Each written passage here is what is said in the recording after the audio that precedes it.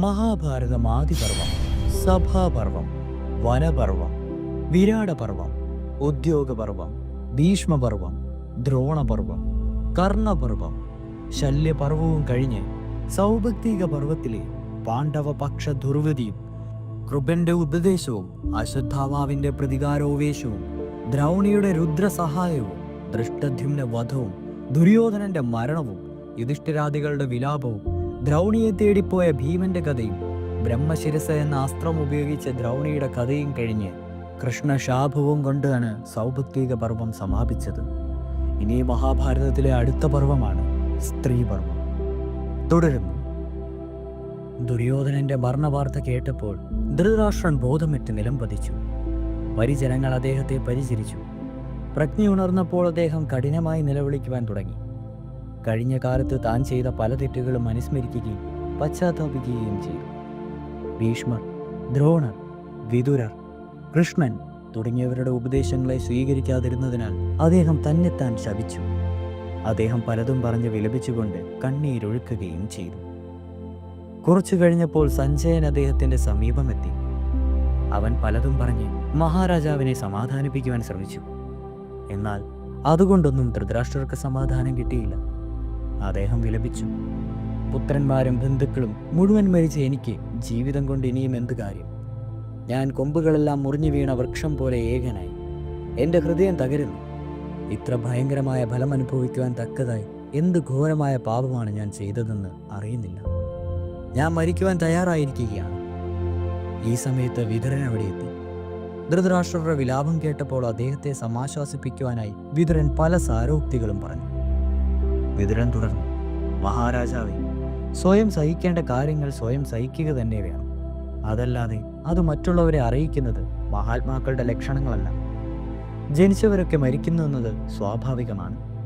ജീവിതം മരണത്തിലേ അവസാനിക്കൂ. ശൂരരും ധീരരും മരിക്കുക തന്നെ ചെയ്യും. യുദ്ധം ചെയ്തില്ലെങ്കിലും മരിക്കും. യുദ്ധം ചെയ്താലും ജീവിക്കും. ശത്രു മധ്യത്തിൽപ്പെട്ടാലും കാലം വരാതെ ആരും മരിക്കില്ല. ജീവികളൊക്കെ എവിടെ നിന്ന് വരുന്നുവോ എവിടേക്ക് പോകുന്നുവോ എന്നോ ആർക്കും അറിഞ്ഞുകൂടാ. വരവിൻ്റെയും പോക്കിൻ്റെയും മധ്യഘട്ടത്തിലാണ് അന്യോന്യം കാണുകയും ബന്ധപ്പെടുകയും ചെയ്യുന്നത്. മരിച്ചവരെക്കുറിച്ച് ദുഃഖിച്ച് നിലവിളിക്കുന്നവരും മരിക്കുവാൻ തന്നെയാണ് പോകുന്നത്. മരിക്കുന്നവരെ മാത്രമേ എല്ലാവർക്കും അഭിമാനമുള്ളൂ.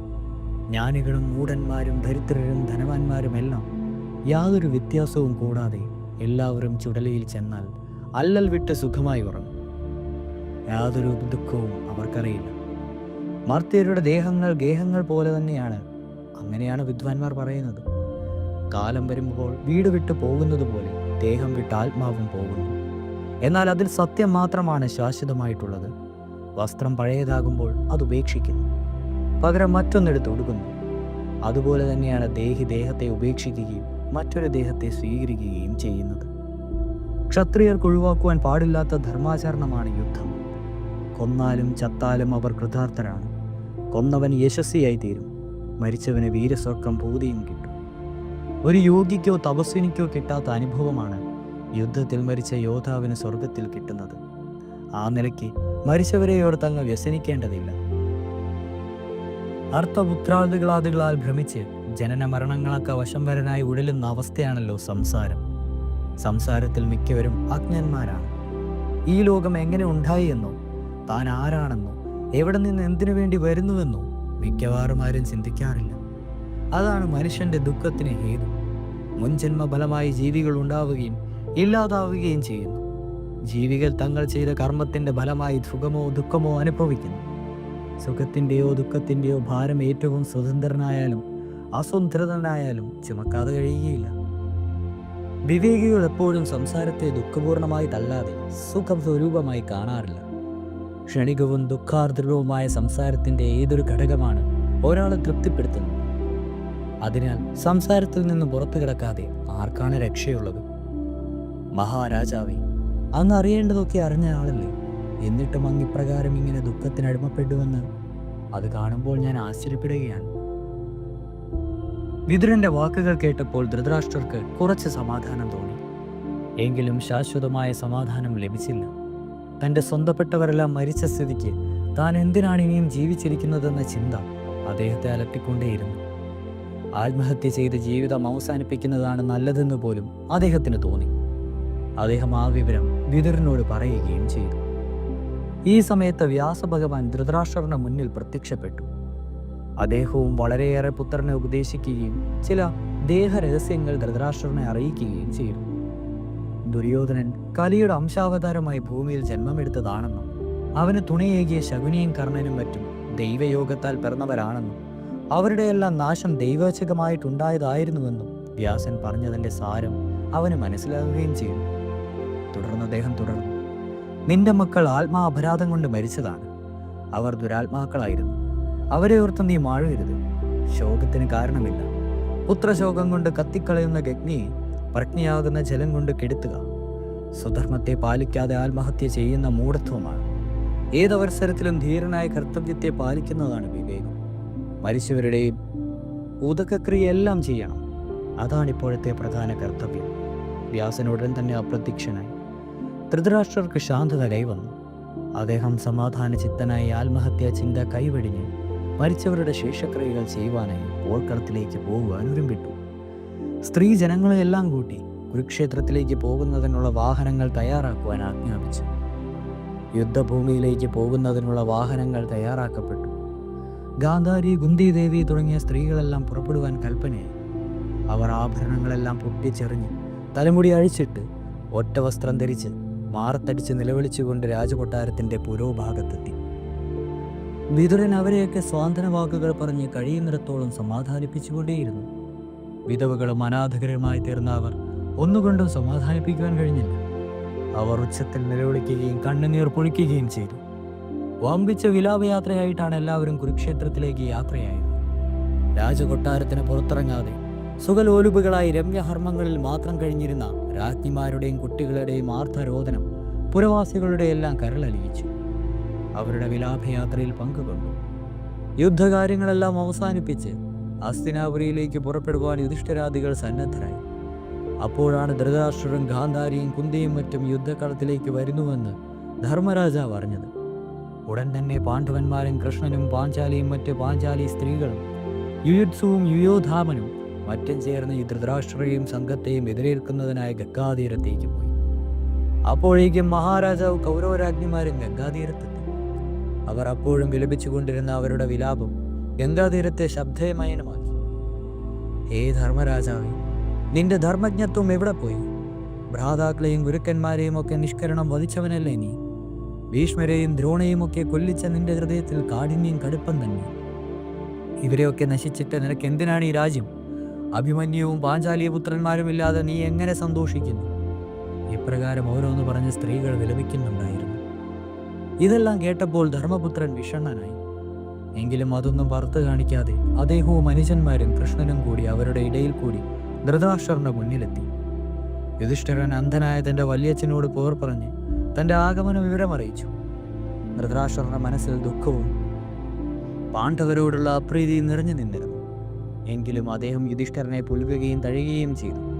അതിനുശേഷം അദ്ദേഹം ചോദിച്ചു, ഭീമനെവിടെ? ആ ചോദ്യത്തിൽ ഭീമനോടുള്ള പക സ്പഷ്ടമായി അടങ്ങിയിരുന്നു.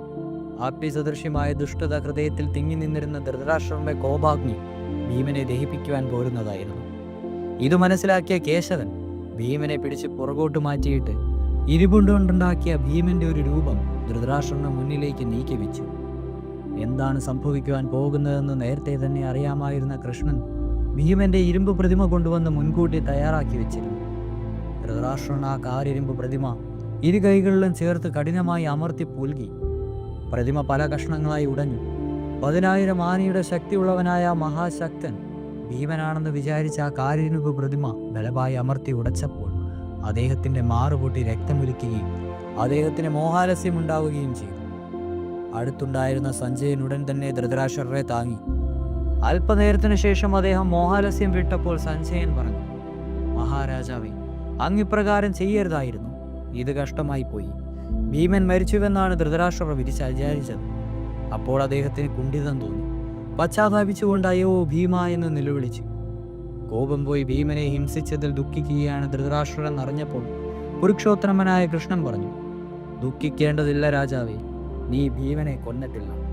നീ ഞെരിച്ചുടച്ചത് ഭീമന്റെ ഇരുമ്പ് വിഗ്രഹമാണ്. നിന്റെ പുത്രൻ ഭീമനോട് യുദ്ധം ചെയ്യുന്നതിനുള്ള പരിശീലനം നടത്തുന്നതിനായി ഉണ്ടാക്കിയതാണ് ഭീമന്റെ ഈ ഇരുമ്പ് പ്രതിമ. ഭവാൻ കോപാവിഷ്ടനാണെന്ന് അറിഞ്ഞ് ഭീമനെ ആലിംഗനം ചെയ്യുവാൻ അടിയാതെ ഈ ഇരുമ്പ് വിഗ്രഹം വരുത്തി ഭഗവാന്റെ മുന്നിൽ വെച്ചതാണ്. നിന്റെ കൈകൊണ്ടുള്ള പിടുത്തം ആർക്കും വിടുവിക്കുവാൻ സാധ്യമല്ല. നിന്റെ കൈകൾക്കിടയിൽ പെട്ടാൽ ഒരുത്തിനും പിന്നീട് ജീവിക്കുകയുമില്ല.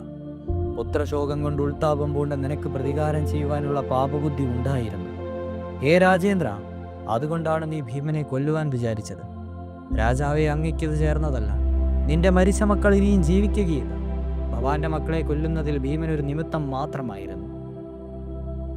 ഭവാന്റെ ക്ഷുദ്രനായ പുത്രൻ സ്പർദ്ധ മൂലം പാഞ്ചാലിയെ സഭയിൽ കയറ്റി. പക വീട്ടാൻ കാത്തിരുന്ന ഭീമനാൽ അവൻ കൊല്ലപ്പെടുകയും ചെയ്യപ്പെട്ടു. സ്വന്തം ആക്രമണത്തെയും ദുരാത്മാവായ മകന്റെ അക്രമത്തെയും ചിന്തിച്ചു നോക്കൂ. കുറ്റം തന്നിലാണെന്ന് ഭവാൻ ചിന്തിച്ചു കാണും. സ്വന്തം കുറ്റം ചിന്തിച്ച് അങ്ങ് കോപം അടക്കുക. ഇപ്രകാരം സത്യമായ കാര്യങ്ങൾ കൃഷ്ണൻ പറഞ്ഞപ്പോൾ ധൃതരാഷ്ട്രർ ദേവകി സൂതനോട് പറഞ്ഞു, മാധവ, നീ പറഞ്ഞത് ശരിയാണ്. ധർമാത്മാവെ, പുത്രസ്നേഹം എന്നെ ധൈര്യത്തിൽ നിന്ന് ഇളക്കി. തന്മൂലം എനിക്ക് കോപമുണ്ടായി. കൃഷ്ണ, നീ രക്ഷിച്ചതുകൊണ്ട് ഭീമൻ എൻ്റെ കയ്യിൽ പെട്ടില്ല. ഭാഗ്യം തന്നെ. ഇപ്പോൾ എൻ്റെ കോപമെല്ലാം ശപിച്ചിരിക്കുന്നു. ഞാൻ വൃഗോദരനെ വീണ്ടും പുൽകുവാൻ ഇച്ഛിക്കുന്നു. മക്കളും ബന്ധുമിത്രാദികളും എല്ലാം മരിച്ച് എനിക്കിനിയും എന്ത് ഏക ആശ്രയം പാണ്ഡവപുത്രന്മാരാണ്. പിന്നീട് ധൃതരാഷ്ട്രർ ഭീമനെയും അർജുനനെയും നകുല സഹദേവന്മാരെയും ഗാഠമായി പുണർന്നു. അദ്ദേഹത്തിന്റെ കണ്ണുകൾ നിറഞ്ഞു. അദ്ദേഹം പാണ്ഡവർക്ക് സർവമംഗളങ്ങളും നേർന്നു. പാണ്ഡവന്മാർ അതിനുശേഷം ഗാന്ധാരിയുടെ അടുത്തേക്ക് നീങ്ങി. ഉള്ളിൽ കിടുകിടുപ്പോടെയാണ് അവർ ഗാന്ധാരിയെ സമീപിച്ചത്. ഗ്രഹത്തിൽ കുടുംബിനിയായിട്ട് കഴിഞ്ഞിരുന്നുവെങ്കിലും അവർ വലിയ തപസ്വിനിയായിരുന്നു. പരിശുദ്ധമായ പാതിവൃത്യം ഗാന്ധാരിയെപ്പോലെ ആർക്കുമില്ല. ഒരിക്കൽ പോലും അവർ ജീവിതത്തിൽ അസത്യം പറഞ്ഞിട്ടില്ല. ഈ വക കാരണങ്ങൾ കൊണ്ട് ജ്ഞാനസമ്പന്നയും ദിവ്യദൃഷ്ടിയുള്ളവളുമാണ് ഗാന്ധാരി.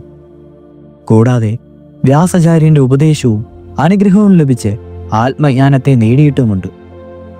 അവർ ശപിച്ചാൽ അത് ഫലിക്കുമെന്നുള്ള കാര്യത്തിൽ പക്ഷാന്തമില്ല.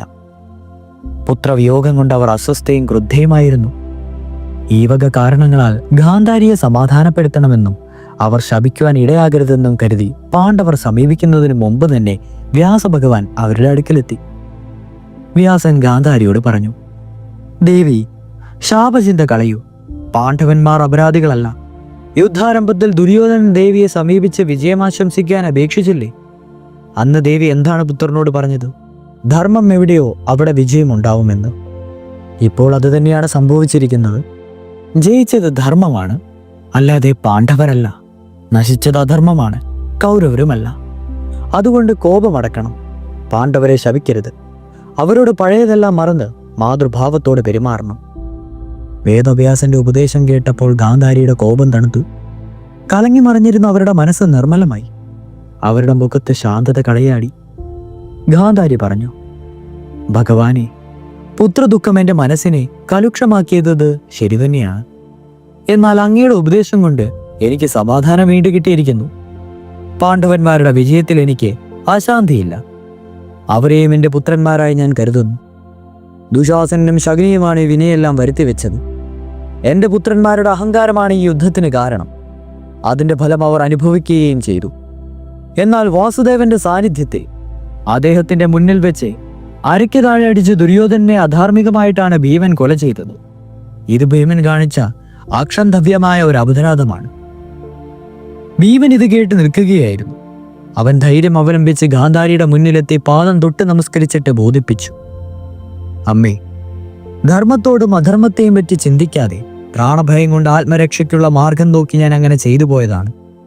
ധർമാനുസരണമല്ല അമ്മയുടെ ശക്തനായ പുത്രനെ ഞാൻ വീഴ്ത്തിയത്. അവനെ കൊല്ലുവാൻ ആർക്കും കഴിയുകയുമില്ല. ഗദായുദ്ധത്തിൽ വീര്യവാനായ ദുര്യോധനൻ മാത്രമാണ് ശേഷിച്ചത്. അധർമ്മത്തിലാണ് അവൻ മുമ്പ് ധർമ്മജനെ ജയിച്ചത്. ചതിച്ചിട്ടാണ് അവൻ ഭൂമി കൈയടക്കിയത്. ദ്രൗപദിയെ സഭയിൽ കയറ്റി അവൻ അധിക്ഷേപിച്ചു. സദസ്സിൽ വെച്ച് അവൻ തന്റെ ഇടത്തെ തുടകാട്ടിക്കൊടുത്ത് അവളെ അപമാനിച്ചു. അന്നേ ഞങ്ങൾക്ക് അവൻ വധ്യനാണ്.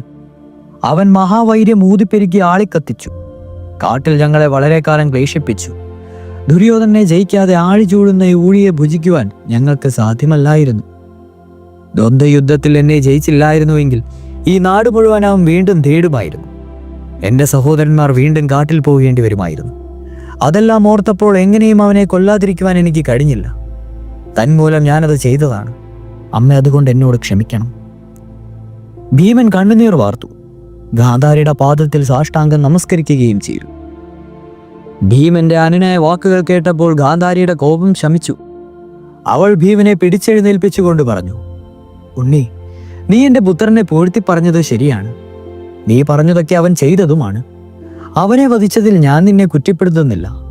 പക്ഷേ യുദ്ധക്കളത്തിൽ വെച്ച് ദുശാസനന്റെ രക്തം നീ കുടിച്ചില്ലേ?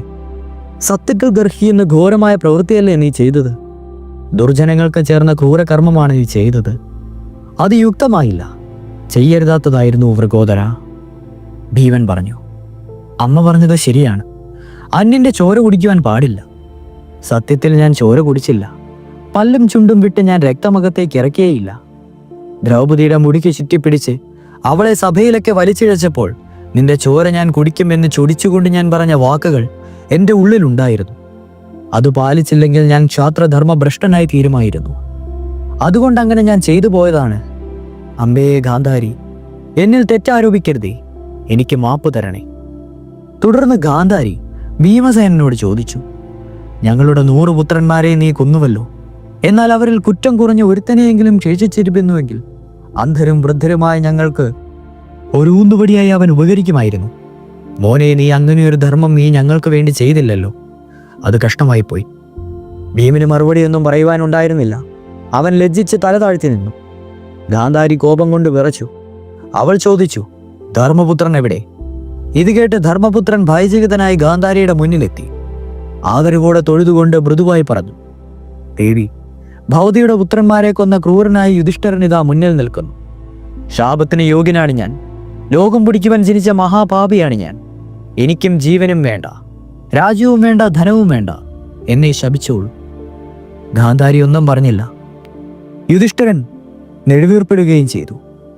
യുധിഷ്ഠിരൻ കുനിഞ്ഞ് ഗാന്ധാരിയുടെ കാലടികളിൽ വീഴുവാൻ മുതിരുമ്പോൾ ധർമ്മജ്ഞയായ അവൾ കണ്ണുകൾ കെട്ടിയിരുന്ന പട്ടുവസ്ത്രത്തിനിടയിൽ കൂടി യുധിഷ്ഠിരന്റെ വിരൽത്തുമ്പുകൾ കണ്ടു.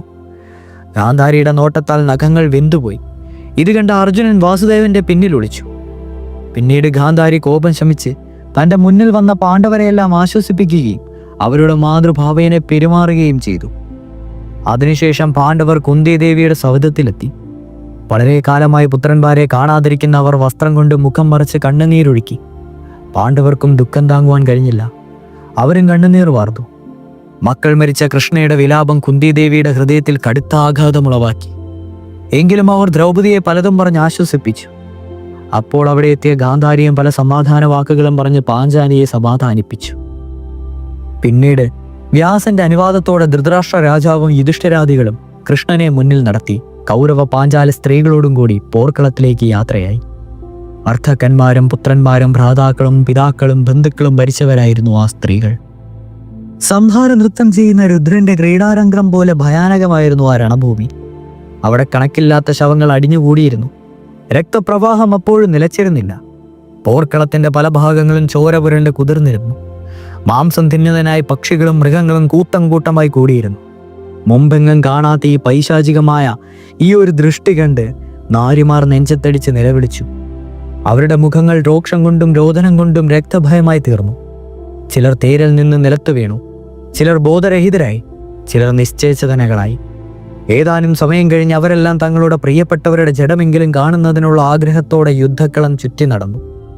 മക്കൾ മരിച്ച മാതാക്കൾ, വീരർ മരിച്ച വീരഭക്തിമാർ, ഭ്രാതാക്കൾ മരിച്ച യുവതികൾ തുടങ്ങി വിവിധ തലങ്ങളിലുള്ളവർ അവരവിടെ ചേർന്ന് നിന്ന് മാറത്തടിച്ച് നിലവിളിച്ചു. അക്കൂട്ടത്തിൽ ഗാന്ധാരിയുടെ സ്നുഷ്കുകളും ഉണ്ടായിരുന്നു. സ്ത്രീകളുടെ ദയനീയമായ സ്ഥിതി കണ്ട് ഉള്ളുനൊന്ത് ഗാന്ധാരി കൃഷ്ണനോട് ചോദിച്ചു, കൃഷ്ണ, ധൃതരാഷ്ട്ര സൻഷുകളെ നീ കാണുന്നില്ലേ? അവർ കാണിക്കുന്ന ദുഃഖചേഷ്ടിതങ്ങളിൽ നോക്കൂ. ഇതെല്ലാം കാണുവാൻ ഇടവന്ന ഞാൻ കഴിഞ്ഞ ജന്മങ്ങളിൽ നിശ്ചയമായും മഹാപാപങ്ങൾ ചെയ്തിരിക്കണം. അല്പം കൂടി മുന്നോട്ട് ചെന്നപ്പോൾ വധിക്കപ്പെട്ട ദുര്യോധനന്റെ ജഡം ഗാന്ധാരി കണ്ടു. അതോടെ വെട്ടിവീഴ്ത്തിയ വാഴ പോലെ അവർ ബോധം കെട്ടു വീണു. ബോധം തെളിഞ്ഞപ്പോൾ അയ്യോ മകനെ ദുര്യോധന എന്ന് വിളിച്ച് ആർത്ത് കേണു. ചോരയിൽ മുഴുകിക്കിടക്കുന്ന അവനെ നോക്കിയും കെട്ടിപ്പിടിച്ചും അവർ വിങ്ങിപ്പൊട്ടിയ ഹൃദയത്തോടെ വിലപിച്ചു. അവർ വാസുദേവനോടായി പറഞ്ഞു, മാധവ, മഹാബാഹു സത്യവിക്രമനും ബലവാനുമായ ഇവൻ ഭീമന്റെ ഗദാഘാതമേറ്റ് സിംഹം ഇടിച്ചിരിക്കുന്ന ആനയെപ്പോലെ രക്തത്തിൽ മുഴുകിയില്ലേ? ഗദയെ പുൽകിക്കിടക്കുന്ന കിടപ്പ് നോക്കൂ. പണ്ടിവനെ സുന്ദരിമാരായ നാരിമാർ വിശറിക്കൊണ്ട് വീശി സേവിച്ചു. ഇപ്പോൾ ഇവനെ പക്ഷികൾ ചിറകിട്ട് വീശിയല്ലേ നോവിക്കുന്നത്. എന്തൊരു കഷ്ടം! അവൻ്റെ പത്നി ലക്ഷ്മണന്റെ അമ്മ ഭർത്താവിനെയും പുത്രനെയും ഓർത്ത് വിലപിക്കുന്നു. ഗാന്ധാരി പിന്നീട് ദുശാസനൻ, വികർണൻ, ദുഷസഹൻ, ദുർമഖൻ തുടങ്ങിയ തൻ്റെ പുത്രന്മാരുടെ ചടങ്ങൾ കണ്ടു. അപ്പോഴൊക്കെ അവർ ഏങ്ങി ഏങ്ങി പറയുകയും ചെയ്തു. അഭിമന്യുവിന്റെ ശരീരത്തിൽ കെട്ടിപ്പിടിച്ച് അലമുറയിടുന്ന വിരാട രാജകുമാരിയെ ഉത്തരയുടെ പരിവേദനങ്ങൾ കേട്ട ഗാന്ധാരി കൃഷ്ണനോട് ചോദിച്ചു, ഹേ കേശവ, മരിച്ചു കിടക്കുന്ന അഭിമന്യുവിനെ നീ കാണുന്നുണ്ടോ? എൻ്റെ പുത്രന്റെ ദുർഭേദ്യമായ പത്മവ്യൂഹത്തിന്റെ കെട്ടുപൊട്ടിച്ച മഹാബലൻ, പലരുടെയും അന്തകനായി തീർന്ന അതുല്യ പ്രഭാവൻ, ആ സൗഭദ്രൻ ഇതാ മൃത്യുവിന് വശംവദനായി നിലത്ത് വീണ് കിടക്കുന്നു. എന്നിട്ടും അവന്റെ തേജസ്സിന് കുറവില്ല. അവന്റെ മുന്നിൽ നാണിച്ച് തലകുനിക്കുമായിരുന്ന ഉത്തര ഇതാ രക്തം പുരണ്ട് അവനെ പുൽകുന്നു. അവനിങ്ങനെ മരിച്ചു ചെളിയിൽ കിടക്കുന്നത് ആർക്ക് സഹിക്കുവാൻ കഴിയും? 6 മാസത്തെ സഹവാസം മാത്രമല്ലേ അവനും ഉത്തരയുമായി ഉണ്ടാവുകയുള്ളൂ. ബാലനായ അവളുടെ രോദനം ഹേ മാധവ നീ കേൾക്കുന്നുണ്ടോ? ജീവിത സൽപ്പങ്കൽപ്പങ്ങളെല്ലാം തകർന്ന് നെഞ്ചത്തടിച്ച് നിലവിളിക്കുന്ന ഉത്തരയെ മത്സ്യരാജകുല സ്ത്രീകൾ പിടിച്ച് കയറ്റി സമാധാനിപ്പിക്കുന്നത് ഹേ മധുസൂദന നീ കാണുന്നില്ലേ? അതാ അതിനപ്പുറത്ത് ദ്രോണാസ്ത്രമിറ്റ് രക്തം വാർന്നു കിടക്കുന്ന വിരാടനെ കഴുകനും കാക്കിയും കുത്തി വാർക്കുന്നു. വിരാടന്റെ ദേഹത്തിൽ നിന്ന് പക്ഷികളെ ആട്ടി ഓടിക്കുവാൻ വിവശരും ദുഃഖിതരമായ സ്ത്രീകൾ അശക്തരായി കുഴങ്ങുന്നു. വെയിൽ കൊണ്ട് കേണുതളർന്ന വധുക്കളുടെ വാട്ടം തട്ടിയ മുഖങ്ങളുടെ ആകൃതി മാറിയിരിക്കുന്നു. അല്ലയോ മാധവ, ഉത്തരൻ, സൗഭദ്രൻ, കാംബോജൻ, ലക്ഷ്മണൻ, സുദർശനൻ, സുദക്ഷണൻ എന്നീ ബാലന്മാർ പോൾക്കളത്തിൽ ചത്തുകിടക്കുന്നത് കണ്ടിട്ടും കണ്ണുനീർ പൊഴിക്കാതെ നോക്കു നിൽക്കുന്ന നിന്റെ കരളുറപ്പ് കഠിനം തന്നെ. യുദ്ധകളത്തിന്റെ മറ്റൊരു ഭാഗത്ത് ദേഹം മുഴുവനും രക്തത്തിൽ കുളിച്ച് ദയനീയമായ വിധത്തിൽ മരിച്ചു കിടക്കുന്ന കർണന്റെ സമീപം അവന്റെ പത്നിമാർ ദുഃഖനിമഗ്നരായി നിലത്ത് വീഴുണരുന്നത് കണ്ട് ഗാന്ധാരി അത് കൃഷ്ണനെ ചൂണ്ടിക്കാണിച്ചുകൊണ്ട് ചോദിച്ചു, ഏ കേശവ, ശത്രുക്കൾക്ക് പോലും അദൃഷ്ടനും യുദ്ധത്തിൽ ഇന്ദ്രതുല്യനും ഹിമാദ്രി പോലെ സ്ഥിരനുമായ ഈ വീരൻ ധാർത്തരാഷ്ട്രന്മാരുടെ ആശ്രയമായിരുന്നു. അവനല്ലേ കാറ്റേറ്റ് കടപുഴകിയ വൃക്ഷം പോലെ ഭൂമിയിൽ കിടക്കുന്നത്? കുറുക്കനും കഴുകനും ചെന്നായും അവന്റെ ദേഹം 3/4 ഭാഗവും തിന്നു തീർക്കുന്നു. എങ്കിലും അവൻ ഇപ്പോഴും കാഴ്ചയ്ക്ക് ആനന്ദപ്രദനായി കൃഷ്ണചതുർത്ഥി ദിശയിലെ ചന്ദ്രനെ പോലെ വിളങ്ങുന്നു. മാധവ, തേർചക്രം ഭൂമിയിൽ താണതക്കം നോക്കി ഇവന്റെ തലയിറക്കുവാൻ നീ ധനഞ്ജയന് പ്രേരണ നൽകിയത് എങ്ങനെ ന്യായീകരിക്കും? ഗാന്ധാരി മറ്റൊരിടത്ത് വന്നപ്പോൾ അവരുടെ ഓരോരോ മകളായ ദുഷള്ള തൻ്റെ ഭർത്താവായ സിന്ധുരാജൻ ജയദ്രഥന്റെ തന്തയില്ലാത്ത ശവശരീരത്തിൽ കെട്ടിപ്പിടിച്ച് കരയുന്നതാണ് കണ്ടത്. ദുഷള്ള തൻ്റെ പ്രാണനാഥന്റെ തല അവിടെയൊക്കെ തിരയുന്നുമുണ്ട്. ഇത് കണ്ട് ഗാന്ധാരി ശോകാവിവശയായി. അവർ കൃഷ്ണനോട് പറഞ്ഞു, ഹേ കൃഷ്ണ, എൻ്റെ ഏകപുത്രിയായ ദുഷള്ള കടുത്ത ദുഃഖം കൊണ്ട് വിലപിച്ചിരിക്കുന്നു. ആത്മനാശത്തിനൊരുങ്ങുന്നു. പാർത്ഥരെ വിളിച്ചാൽ ക്രോശിക്കൂ. എൻ്റെ പൊന്നുമോള് വിധവയായി. അവർ ഭർത്താവിൻ്റെ തല കണ്ടുകിട്ടാതെ അങ്ങുമിങ്ങും പായുന്നത് നോക്കൂ. കൃഷ്ണ, നീയല്ലേ ഇതിനൊക്കെ കാരണക്കാരൻ. ഗാന്ധാരി വീണ്ടും പടക്കളത്തിൽ ചുറ്റി നടന്നപ്പോൾ ദൃഷ്ടധ്യുമ്നനാൽ വധിക്കപ്പെട്ട ദ്രോണനെ കണ്ടു. മരിച്ചിട്ടും ജീവിച്ചിരിക്കുന്ന വിധത്തിലുള്ള തേജസ് അദ്ദേഹത്തിൻ്റെ മുഖത്ത് സ്ഫുരിച്ചിരുന്നു. വന്യന്മാർ വന്ദിക്കുന്ന അദ്ദേഹത്തിൻ്റെ വന്യമായ പാദങ്ങളെ കുറുക്കന്മാർ കടിച്ചു വലിക്കുന്നുണ്ടായിരുന്നു. അദ്ദേഹത്തിൻ്റെ പത്നി കൃപി ആർത്തിയായി അഴിച്ചിട്ട ചിന്നച്ചിതറയായ കേശത്തോടെ അദ്ദേഹത്തെ ഉപാസിച്ചുകൊണ്ട് അടുത്തിരിക്കുകയായിരുന്നു. ഗാന്ധാരി രോക്ഷത്തോടെ ചോദിച്ചു, ഹേ മാധവ, നീ നോക്കി നിൽക്കുകയല്ലേ ആചാര്യനും ഗുരുവുമായ ദ്രോണനെ നിരായുധനായ യോഗാസ്ഥനായി ഇരിക്കുമ്പോൾ വധിച്ചത്? എന്തൊരു കൊടും വഞ്ചനയായി പോയി അത്. ശരങ്ങളും കുന്തങ്ങളും നാരായങ്ങളും മറ്റും കൊണ്ടും തീർത്ത മെത്തയിൽ ശരശയ്യയിൽ കിടക്കുന്ന ഭീഷ്മ പിതാമഹനെയും ഗാന്ധാരി കണ്ടു. അർജുനൻ നൽകിയ 3 കൂരമ്പ് കൊണ്ടുള്ള തലയണയിൽ ഗംഗാപുത്രന്റെ ശിരസ് ഉയർത്തി വെച്ചിരിക്കുന്നു. ഭീഷ്മരുടെ കിടപ്പ് കണ്ട അമർഷത്തോടെ ഗാന്ധാരി കൃഷ്ണനോട് ചോദിച്ചു, വാസുദേവ, കീർത്തിമാനും നിസ്തുല്യവുമായ ശാന്തനീവൻ അമ്പേറ്റ് പ്രാണൻ വിടാതെ കിടക്കുന്നത് കണ്ടിട്ട് നിന്റെ ഹൃദയം ത്രസിക്കുന്നില്ലേ? ഇത്ര പടുവായ മഹാരഥനില്ല, ഇത്ര ജ്ഞാനമുള്ള വിദ്വാനില്ല, ഇത്ര മഹാനായ വിക്രമിയില്ല. നശിച്ച ഗുരുവംശത്തെ വീണ്ടും ഉദ്ധരിച്ചത് ഈ മഹാനാണ്. കൃഷ്ണ, സൂര്യനെ പോലെ കാന്തിമാനായ ഭീഷ്മനെ നീ കാണുന്നില്ലേ? ആ സൂര്യൻ ഇതാ അസ്തമിച്ചുകൊണ്ടിരിക്കും. അവർ ഭീഷ്മനെ നോക്കി നെടുവേർപ്പെട്ടു. ഗാന്ധാരി പിന്നെയും ചുറ്റി നടന്നപ്പോൾ വീരനായ ബാഹലീകൻ, ശൂരനായ അവന്ത്യൻ, നകുലമാതുലനായ ശല്യൻ, ശൈലം വാഴുന്ന ശ്രേഷ്ഠ രാജാവായ ഭഗദത്തൻ, സാത്വികി വീഴ്ത്തിയ സൗമദത്തി, ബലവാനും വിക്രമിയുമായ ശകുനി, കാംബോജൻ ജയൽസേനൻ, കലിംഗ രാജാവ് കോസലശേനായ ബൃഹത്ബലൻ, പാഞ്ചാല രാജാവായ ദ്രുപദൻ, ദൃഷ്ടദ്യുമ്നന്റെ പുത്രന്മാർ ചേരി രാജാവായ ദൃഷ്ടകേതു, ദുര്യോധനപുത്രനായ ലക്ഷ്മണൻ, വിന്ധാനുവിന്ധന്മാർ തുടങ്ങിയ ഇരുപക്ഷത്തിലുള്ള പലരുടെയും വികൃതമായ ശവശരീരങ്ങൾ കണ്ടു. എല്ലാ ജനങ്ങളുടെയും അടുത്ത് അവരവരുടെ ഭാര്യമാരും ബന്ധുജനങ്ങളും വട്ടമിട്ടിരുന്ന് മുറവിളി കൂട്ടുന്നുണ്ടായിരുന്നു. യുദ്ധക്കളം മുഴുവൻ സ്ത്രീകളുടെ ദീനാലാപം കൊണ്ട് മുഖരിതമായി. ആയിരക്കണക്കിനുള്ള സ്ത്രീകൾ നിലവിളിച്ച് പരവശരും പ്രജ്ഞകെട്ടവരുമായി. ഭീവത്സമായ കാഴ്ചകൾ കാണുകയും ദിഗന്ധങ്ങൾ ഭേദിക്കുന്ന വിധത്തിലുള്ള ദീനരോധനം തുടർച്ചയായി കേൾക്കുകയും ചെയ്തപ്പോൾ ഗാന്ധാരിയുടെ സമനില തെറ്റി. അവർ അഴൽമൂത്ത് മൂർച്ഛിച്ചു വീണു. ദുഃഖാധിക്യം മൂലം പ്രജ്ഞയും നശിച്ചു. ഇത് കണ്ട് പരിഭ്രാന്തരായ യുധിഷ്ഠിരാദികൾ ഗാന്ധാരിയുടെ മുഖത്ത് തണുത്ത വെള്ളം തളിക്കുകയും അവരെ ശ്രദ്ധയോടെ പരിചരിക്കുകയും ചെയ്തു. കുറച്ചു കഴിഞ്ഞപ്പോൾ അവർക്ക് ബോധം തെളിഞ്ഞു. അവർ എഴുന്നേറ്റു. അവരുടെ ശരീരം കോപം കൊണ്ട് വിറയ്ക്കുന്നുണ്ടായിരുന്നു. ഇതിനെല്ലാം കാരണക്കാരൻ കൃഷ്ണനാണെന്ന് അവർ വിശ്വസിച്ചു. പുത്രശോകാർത്ഥിയായ അവർ എല്ലാ കുറ്റങ്ങളും കൃഷ്ണനിൽ ചുമർത്തിക്കൊണ്ട് പറഞ്ഞു: ഹേ ജനാർദ്ദന, തമ്മിൽ വഴക്കടിച്ച് പാണ്ഡവന്മാരും കൗരവന്മാരും നശിച്ച് വെണ്ണീറായി. ശക്തനും മഹാബലനും ശ്രുതവാജ്ഞനും എന്തിനും പോരുന്നവനുമല്ലേ നീ കുരുക്ഷയം കണ്ട് ഉപേക്ഷ കാണിച്ചത് നിന്റെ ആഗ്രഹം കൊണ്ടാണ്. അത് നിനക്ക് ഇഷ്ടമായതുകൊണ്ടാണ്. മധുസൂദന, അതുകൊണ്ട് നീ അതിൻ്റെ ഫലം അനുഭവിക്കട്ടെ. ഇന്നേക്ക് 36 വർഷം തികയുമ്പോൾ നിന്റെ യാദവ വംശം ഇതേപോലെ തമ്മിൽ തല്ലി നശിക്കട്ടെ. ഇന്ന് ഭാരത സ്ത്രീകൾ നിലവിളിക്കുന്നത് പോലെ അന്ന് യാദവ സ്ത്രീകൾ നിലവിളിക്കുവാൻ ഇടയാകും. അമാത്യന്മാരൊക്കെ കൊല്ലപ്പെട്ട എല്ലാ പുത്രന്മാരും മരിച്ച് നീ കാടുകയറും. അവിടെ വെച്ച് ഒരു നീചന്റെ അസ്ത്രം കൊണ്ട് നീ ജീവൻ വെടിയുകയും ചെയ്യും. ഗാന്ധാരിയുടെ ശാപവാക്യം കേട്ടപ്പോൾ കൃഷ്ണൻ പുഞ്ചിരിച്ചു. അദ്ദേഹം പറഞ്ഞു: ദേവി, എൻ്റെ ഇച്ഛ തന്നെയാണ് നിങ്ങൾ പറഞ്ഞത്. യാദവകുലം മുടിക്കുന്നതിന് തന്നെ ഞാൻ നിശ്ചയിച്ചിരിക്കുകയാണ്. ദേവന്മാരാലോ ദൈത്യന്മാരാലോ അവരെ നശിപ്പിക്കുവാൻ സാധ്യമല്ല. അവരെ ഭൂമിയിൽ നിർത്തിയിട്ട് ഞാൻ പോകുന്നത് അപകടകരമാണ്. അതുകൊണ്ട് അവരെ തമ്മിൽ തല്ലിച്ചില്ലാതാക്കുകയാണ് എൻ്റെ ലക്ഷ്യം. നിങ്ങൾ പറഞ്ഞതുപോലെ കാലാന്തരത്തിൽ യാദവന്മാർ തമ്മിൽ ഏറ്റുമുട്ടിൽ തന്നെ നശിക്കും. ഇത് കേട്ട് പാണ്ഡവന്മാർ ഞെട്ടിപ്പോയി. അവർ വളരെയേറെ ദുഃഖിച്ചു. കൃഷ്ണനില്ലാതെ ഈ ലോകത്ത് ജീവിക്കുക എന്നത് അവർക്ക് അസഹ്യമായിരുന്നു. ഭഗവാൻ തുടർന്നു: ഗാന്ധാരി ദേവി, എഴുന്നേൽക്കൂ. ദുഃഖത്താൽ കരൾ വയ്യാതിരിക്കൂ. നിന്റെ കുറ്റം കൊണ്ട് തന്നെയാണ് കൗരവർക്ക് നാശം വന്നു ചേർന്നത്. ദുരാത്മാവും ദുരാഭിമാനിയുമായ നിന്റെ പുത്രൻ ചെയ്ത കുറ്റം നീ എന്തിനാണ് എന്നിൽ നിന്ന് ആരോപിക്കുന്നത്? തൻ്റെയും തൻ്റെ മക്കളുടെയും കുറ്റങ്ങളെ മറ്റുള്ളവരുടെ തലയിൽ ചുമത്തുന്നത് ബാലിശമാണ്. മൃതരായവരെ പറ്റി, നഷ്ടപ്പെട്ടു പോയതിനെ പറ്റിയും ഓർത്ത് കേഴുന്നവർ ദുഃഖത്തിൽ നിന്ന് ദുഃഖത്തിലേക്ക് താണുപോവുകയുള്ളൂ. ഏതായാലും ഇനിയിപ്പോൾ കഴിഞ്ഞ കാര്യങ്ങൾ പറഞ്ഞുകൊണ്ടൊന്നും പ്രയോജനമില്ല. മരിച്ചവർക്ക് പിതൃകർമ്മം ചെയ്യലാണ് ഇനിയുള്ള കർത്തവ്യം. കൃഷ്ണൻ പറഞ്ഞതെല്ലാം കേട്ട് ഗാന്ധാരി മൗനമായി നിന്നതേയുള്ളൂ. ധൃതരാഷ്ട്രർ ഉടൻ തന്നെ മരിച്ചവരുടെ ശവസംസ്കാരത്തിനുള്ള ഏർപ്പാടുകളൊക്കെ ചെയ്യുവാൻ ആജ്ഞ കൊടുത്തു. യുധിഷ്ഠിരൻ, വിതുരൻ, സഞ്ജയൻ എന്നിവരുടെ നേതൃത്വത്തിൽ ഭൃത്യന്മാർ നെയ്യ്, ചന്ദനം, അകില്, വീരാളിപ്പട്ട് തുടങ്ങിയ സാധനങ്ങളൊക്കെ കൊണ്ടുവന്നു. കുഴികൾ ചവിട്ടി, ചിതകൾ കൂട്ടി ദുര്യോധനെയും അനുചരന്മാരെയും മറ്റ് രാജാക്കന്മാരെയും രാജകീയമായ പ്രൗഢിയോടെ തന്നെ സംസ്കരിച്ചു. മറ്റുള്ളവരെയും വേണ്ട വിധത്തിൽ ഉചിതമായി സംസ്കരിക്കുകയും ചെയ്തു. അത് കഴിഞ്ഞ ശേഷം എല്ലാവരും ഗംഗാതീരത്തെത്തി. ഉത്തരീയം, തലക്കെട്ട്, ആഭരണങ്ങൾ മുതലായവയൊക്കെ അഴിച്ചുവെച്ച് പിതാക്കൾക്കും സഹോദരന്മാർക്കും കാന്തന്മാർക്കും വിലാപനാദത്തോടെ ഉദകക്രിയ ചെയ്തു. ഈ സമയത്ത് തേങ്ങിക്കരഞ്ഞുകൊണ്ട് വീരമാതാവായ കുന്തിദേവി പുത്രന്മാരോട് പറഞ്ഞു: മക്കളെ, സൂര്യനെ പോലെ പ്രഭുവായി യുദ്ധക്കളത്തിൽ ശോഭിച്ചിരുന്ന കർണൻ, അർജുനനാൽ കൊല്ലപ്പെട്ട കർണൻ, സൂതപുത്രനായ രാധേയൻ എന്ന് നിങ്ങൾ അറിഞ്ഞിരുന്ന കർണൻ, സത്യസന്ധനും പോരിൽ പിന്തിരിയാത്ത ശൂരനും പ്രാണൻ കളഞ്ഞും കീർത്തി വരിച്ചവനുമായ കർണൻ നിങ്ങളുടെ ജ്യേഷ്ഠ ഭ്രാതാവാണ്. അവൻ എന്നിൽ ആദ്യത്തിന് പിറന്നവനാണ്. നിങ്ങളുടെ അഗ്രജനായ അവൻ ശ്രേഷ്ഠക്രിയ ചെയ്വിൻ. പാണ്ഡവന്മാർ അമ്മയുടെ ഈ വാക്കുകൾ കേട്ട് നടുങ്ങിപ്പോയി. ഞെട്ടലോടും അപ്രിയത്തോടും കൂടിയാണ് അവർ അമ്മയുടെ വാക്കുകൾ ശ്രവിച്ചത്. അവർക്കത് വിശ്വസിക്കുവാനോ അവിശ്വസിക്കുവാനോ കഴിഞ്ഞില്ല.